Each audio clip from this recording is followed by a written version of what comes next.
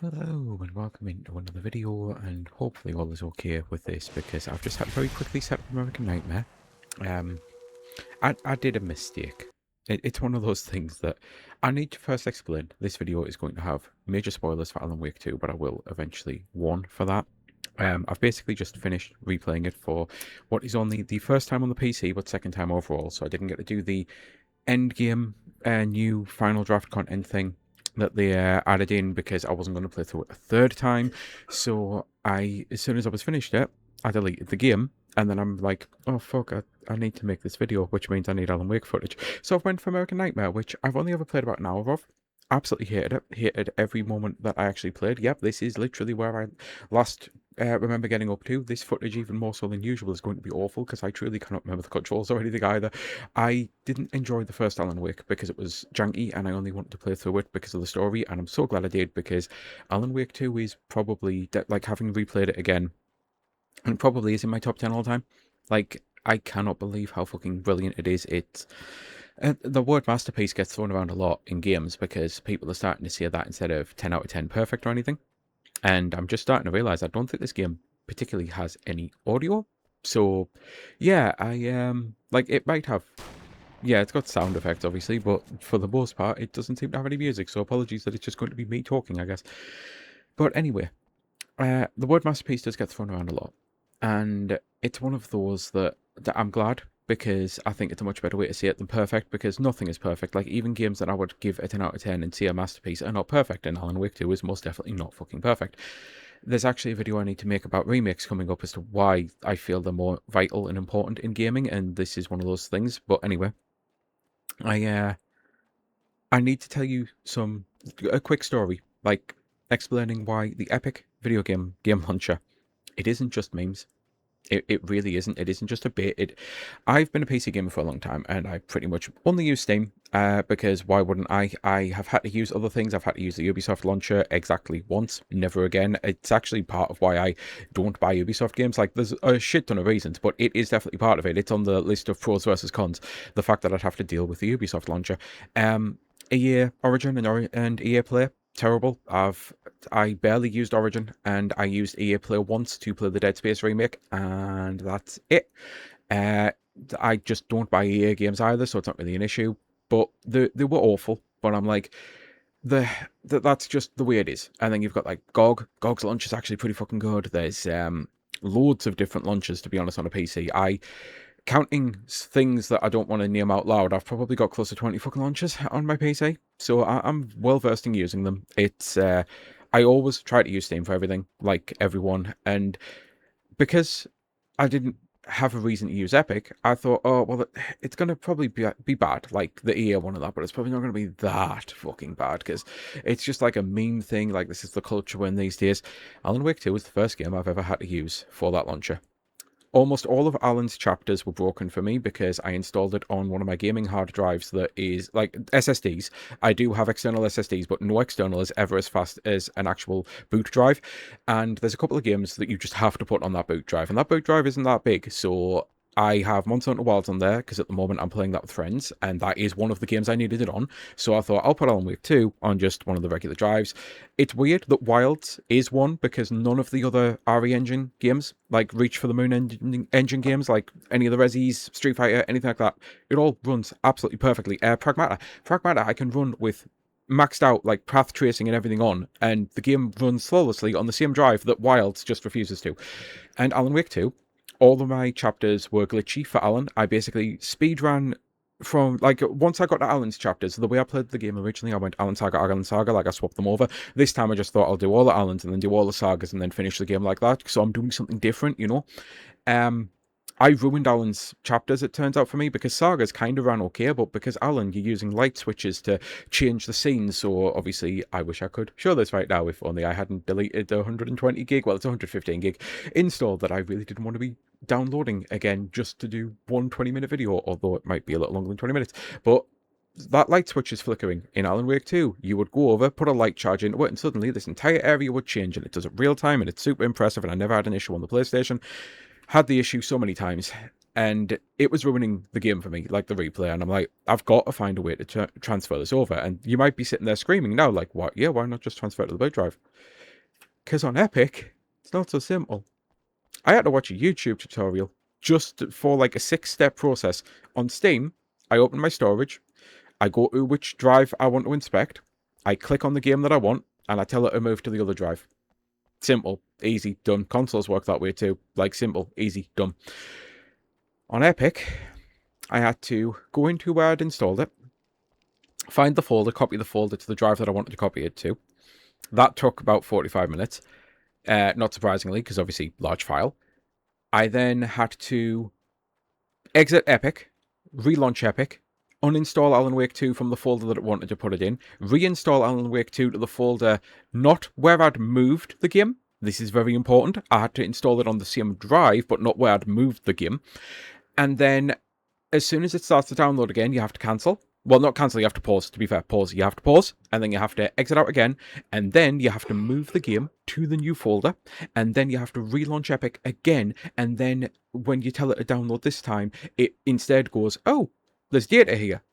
Checking, verifying, boop, done, works. And from that moment on, the game ran absolutely like a dream. It was magnificent, and I was like, I really wish this would have just been a simple process, and I'd known, because... But it is what it is. It's a replay. Doesn't really matter. Game's an absolute fucking masterpiece. Now, the last game, the last video, I mentioned the whole thing with the DID theory and the plurality, and even more so because the stuff that I just didn't get around like fully diving into, like with Tor and Odin and the is it Oscular Brothers or Hoskula Brothers? Because I know sometimes you'll hear a H when there's no H there because of the Finnish language. So either way, all of that and the way that they were in both realities and not, and then there's the fact that I didn't even mention the most obvious one. I can't believe I didn't mention the most obvious one. Sam Lake, the actual fucking director. Or should I say Max Payne? Or should I say Alex Casey? Or should I say Alex Casey? No, if you haven't seen or played this game, I didn't mess up there. There's two of them. They're different people. One's a fictional character from a book. The other's a real-life person in the world of the game, but therefore still a fictional character, played by Sam Lake and voiced by... And the worst part is, when you beat the game, they actually added in a tribute to the voice actor who plays him, and I still can't remember because I'm terrible with names, because he passed away, sadly, and that's good, because I've loved that guy for fucking his role of Max Payne for the longest time, and I was so hyped that we're finally getting a Max Payne remake, and we might actually finally get a Max Payne 3. Fuck off with that Rockstar shit.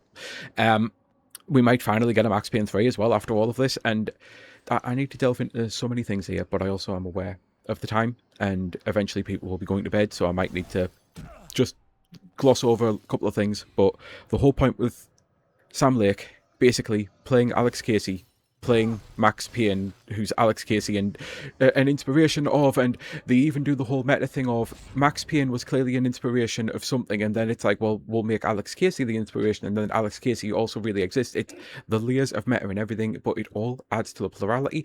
It adds to what I was saying with the fact that, and this is where I'm starting to get to major spoilers now, because I'm going to touch on the end of the game. The end of the game, with how you keep finding out and trying to figure out who's actually killed who. Did Scratch kill Wake? Did Wake kill Tom? Did Tom kill Scratch? Did Tom kill Wake? You're going through all of it, and they're all the same person, but they're not the same person because they're different alters in a system potentially, but they also might be created by Saga, but maybe Saga created them. And then there's also Mr. Door. Mr. Door, by the way, David Harewood. Adore that man so much. He is genuinely one of my favourite actors. I absolutely love I want another Breaker game. I bought a fucking Xbox for Quantum Break. On a technicality, I bought it for Sunset Overdrive. I wanted an Xbox for Quantum Break. That was the game that got shown off. Remedy came up and I'm like, oh, I am all the fuck in, because even though I hadn't actually played Alan Wake at that time, this was the one thing, that was the one gap in my thing, and it's because so many people had told me that it was janky and broken, and I'm like, this is one of my favourite devs, this is going to be a problem. You know what, I'll wait until Alan Wake 2, and that's what I did. Played through the first one, tried to play through this one, really wanted to learn more about Scratch. I should just watch it on YouTube. But I played through it, kind of liked the story but hated everything else. Didn't really like the whole Stephen King side of things, and I need to jump over to that when I get back to the ending as well. But the whole thing with I don't know what's going on with Mr. Door. I want a new Breaker game, is what I was trying to say before I went on yet another tangent. And it's like, I bought the Xbox, I wanted it for the Quantum Break. Then, as soon as Sunset Overdrive was shown off, that's why I bought it. That was finishing that tangent. The brain training really is helping. So, the Mr. Door thing, it's like, whatever you're going to do, I want them to do it. And this is where I now have to touch on the ending. The end of the original game, the original Alan Wake 2, is perfection. It reminds me weirdly of 1408, a Stephen King film slash book. I'm not a Stephen King fan. This is one of those moments where if Sam Lake somehow ever was watching this, I might be about to give him the weirdest compliment ever, because I didn't enjoy the new ending that they added on to Alan Wake 2 with the final draft, because it felt too much like a Stephen King ending, and I actually kind of hated it. It kind of, I'm not going to say it ruined the game, because that's not the whole point of art, and it is definitely one ending and a different thing. Basically, the way the original ends, you've got Alice basically showing up saying, we're close. I can feel that we're close. You'll get out the dark place. I'll keep doing what I can to help you. Setting up maybe that we're going to get an Alan Wake 3, and that Alice is actually going to be a main character. That Alice is going to be involved. It's not just like, maybe it would be Alice and Alan, or maybe it would be Alice with Saga, and then, or Saga with Alan and Alice. Like, I was really hyped up, and part of this obviously is anticipation, and they do not owe me an Alan Wake 3 at any fucking point. And I'm starting to wonder if that's why they've done the final draft ending, because instead the final draft ending goes, oh, Logan's actually okay after all, because they left that as a cliffhanger, because obviously that would have been a good setup for Alan Wake 3. Alice succeeded and got Alan out, and all is well. And I'm like, this is like when 1408 did the two ends, and the first end I ever saw was what I consider the good ending, which is basically, I know John Cusack is a horrible person in real life. This is one of those things that at the time no one knew, and I'm not advocating anything he said. He's just the actor in the movie, and it's a movie that I really, really liked. It is genuinely one of my all-time favorite horror movies, and I fucking hate the fact that I now have to talk about John Cusack like this. But yeah, fuck him. It's one of those. He's basically, to spoil, apologies for the ending of 1408, so again, trying to give warning here. He's in the end of the movies with his wife, or ex-wife, and they're going through the events of the aftermath. I'm trying to still be at least vague, because it is a brilliant film. And they hear something, and it's like, this is peak, this is perfect, this is, like, it proves that what he went through, he actually fucking went through. This is brilliant, this is absolutely brilliant. Then when I saw the film the second time, the end of the film is actually Samuel L. Jackson, who was the hotel concierge, or manager, or whatever the word actually is. I don't remember. He's basically the Winston from John Wick. Basically, he's sitting in a car at John Cusack's funeral, and he hears the thing instead. And I'm like, I hated this. This has just ruined the entire tone of the film. That's what I feel the final draft does for Alan Wake 2. Now, again, it's art, and I don't need to ever experience that ending ever again. And a lot of people actually love it, and it's because they love the characters, and it's like, oh, I'm so glad to get the happy ending, and it's like, yeah, but it's horror. And literally, you've just gone through the entire fucking story. There's an entire thing of the hero always has to pay the price. It's horror. Like, they go through this whole fucking thing explaining why someone has to pay. So there'll always be a price, and the had to do what they could to save as many people, but someone was going to pay it. And then to just do the final draft of everything worked out great, I don't like it. No, not at all. No. And I fear the reason they've done that is, and this is one of those things where whatever Remedy do, I will buy. And you do not owe me an Alan Wake 3. I understand that. No one ever is owed any fucking sequel to a franchise. No ifs, ands, or fucking buts. While I would like one, and while Alan Wake 2 is one of my all-time favorite games, I genuinely can see it being in my top 10. My top 10 needs to be kind of weird, because I have to go by franchises, and that makes it weird, because otherwise I'd have like 6 Zeldas in the top 6. So yeah, instead I just say Zelda's the number 1 franchise. I am actually planning on doing a video around this at some point as well. But it's amazing, and I will buy a third one. But I fear Control led to Wake 2, led to Control 2, led to, like, I fear the dev team's like, listen, we're a small team. We can only make one game every few years. And we've got so much creatively that we want to do while we set up this metaverse, this Remedyverse. We can't just keep going control leads to wake, leads to control, leads to wake, leads to control, leads to wake. And I fully get that. So it feels like instead they've done, let's give people that ending. If we never get around to making Alan Wake 3, then so be it. People have still got an ending. If we do, then we can maybe harp on about the fact that we did see it wouldn't be that easy, and why did you believe that? And they could write it in as this was an ending that they tried to get, but reality rejected it. There's so many ways they could actually erase that ending and not piss people off, I feel, whilst also helping people like me who really didn't like it. But again, I want them to do another Tim Breaker thing. Like, and I know Breaker is complicated and he's the sheriff in this, but he's not really, because he's also a character in something else, but he's not really. And the DLC, the DLC was fantastic. I loved it, all of it, like all 4 parts of it. The fact that we saw a new side to Rose, the fact that we saw a new side to Jesse Faden, who was, is she Jesse? She's the sibling, and maybe not, and Dylan, and then we get with Tim Breaker, and the movie, like, the game was already a masterpiece. I think it should have been nominated for a Tony, which is Best Musical, an Oscar for Best Movie, whatever, comic books. Like, I know Pulitzer's for writing, but is that also for comic books? Like, because the DLC added in a comic book, it's like, Sam Lake's a fucking genius. I love everything this man does. I mean, obviously I've discussed that I personally don't like that ending, but from an actual creative standpoint, the man's a fucking genius. Like, I love so much of this game, this DLC, that the things that they added, and then there's the lake house, and the fact that the lake house sets up Control 2, but maybe not, but also yes, and they never actually tell you to go and do that in the lake house.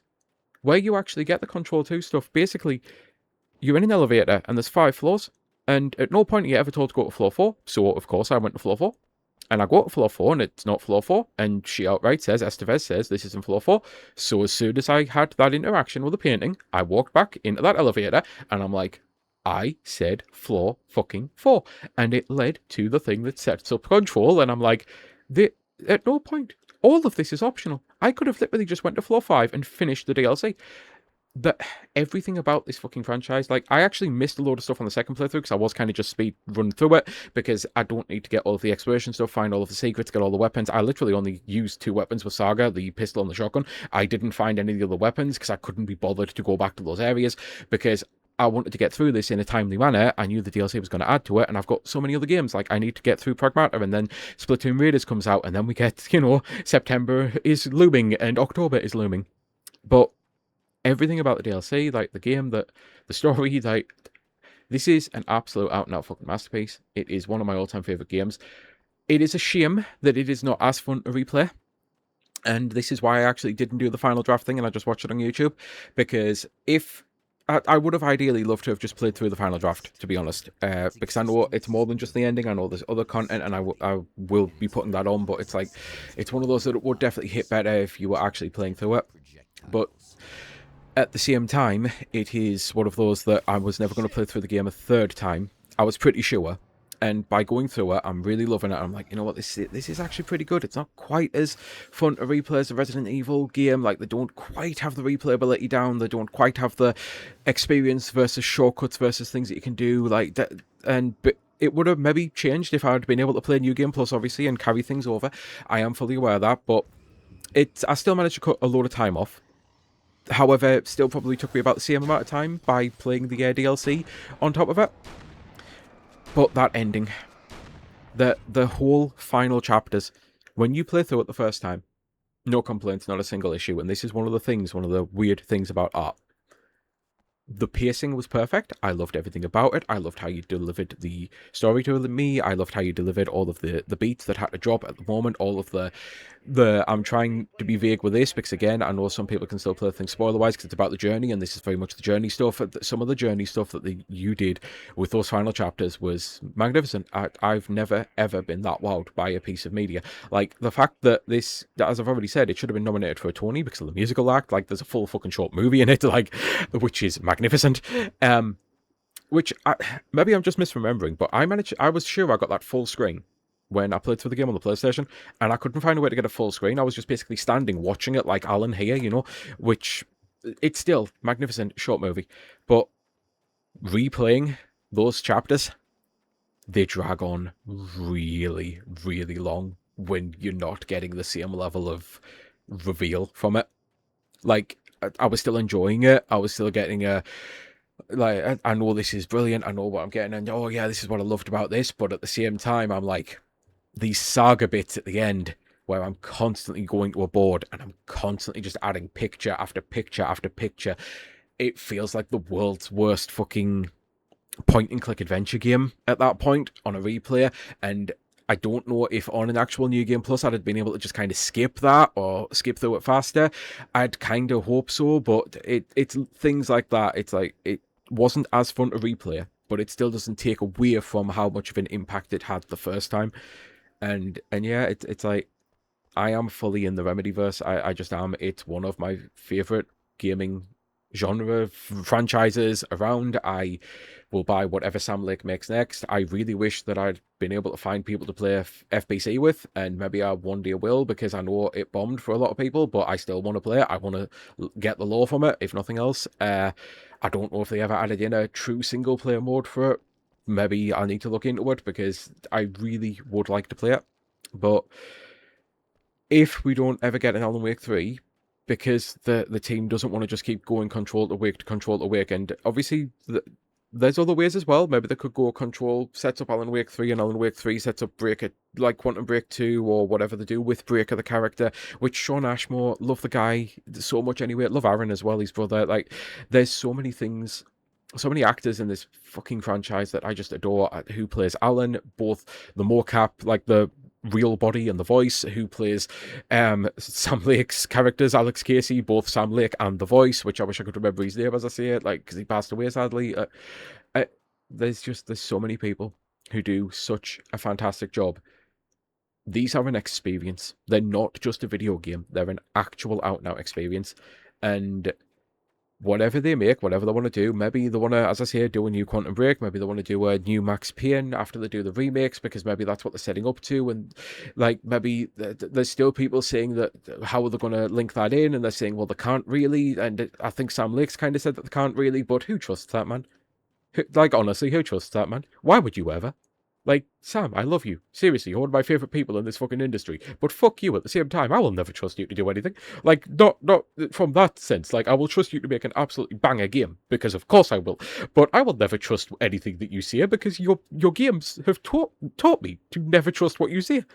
Everything is a lie, but everything's the truth. And, like, there's no in between. So, yeah, I don't know. And it's not as if Max Payne isn't a fucking surrealist game. Like, it's not as if it would be difficult to do the crossover, to just suddenly have fucking Mr. Door appear and just, you know. But, as I say, maybe they want to do something completely brand new. Maybe they want to do a Door game where you play as Mr. Door, or he's just the central point again. Like, there's so much they could do. There's so much that I'm excited for the future for Remedy, and I hope they continue to get to make whatever they want. And it's like, yeah, I would love an Alan Wake 3. I would love for them to take what they've just done and tweak it just enough so that it's better to replay as well, because that is kind of a big deal for me in the horror genre. I mean, there is a reason why I replay Resi games all the time, why I learn speedrunning routes, why I learn what to do and things like that. It's how I like to play them.